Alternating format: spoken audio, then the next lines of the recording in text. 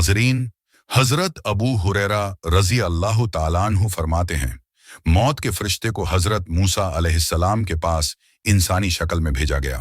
जब फरिश्ता आया तो हजरत मूसा अलैहिस्सलाम ने उसे थप्पड़ मारा और उसकी आंख फोड़ दी।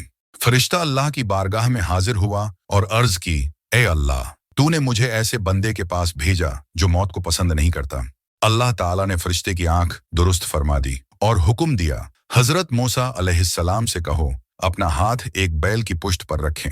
जितने बाल हाथ के नीचे आएंगे उतने साल मजीद जिंदगी मिलेगी।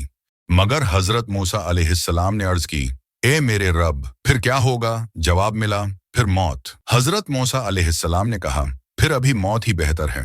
फिर दुआ की, ए अल्लाह, मेरी कब्र को मुकद्दस जमीन से करीब कर दे जितना एक पत्थर फेंकने का फासला होता है।